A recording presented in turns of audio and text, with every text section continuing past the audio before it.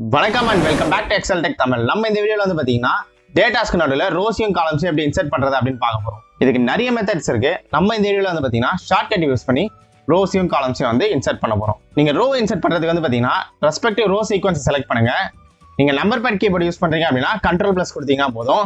நீங்க number bad இல்லாத keyboard use பண்றீங்க அப்படின்னா வந்து கண்ட்ரோல்+Shift+ கொடுத்தீங்க அப்படின்னா வந்து உங்களுக்கு வந்து ரோ இன்சர்ட் ஆயிடும்.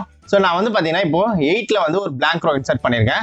8ல இருந்த டேட்டா வந்து பார்த்தீங்கன்னா 9th ரோக்கு மூவ் ஆகிடும். ஸோ இதே காலம் இன்சர்ட் பண்ணுறதுக்கு வந்து பார்த்தீங்கன்னா காலம் சீக்வன்ஸை செலக்ட் பண்ணுங்க.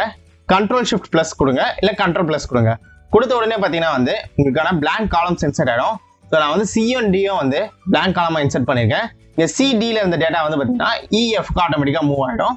இந்த மாதிரி சிம்பிளா வந்து நீங்க ஷார்ட்கட் யூஸ் பண்ணி ரோஸையும் காலம்ஸையும் இன்சர்ட் பண்ண முடியும். நன்றி. மீண்டும் அடுத்த ஒரு எக்ஸல் வீடியோல சந்திப்போம். until then bye from Arabic.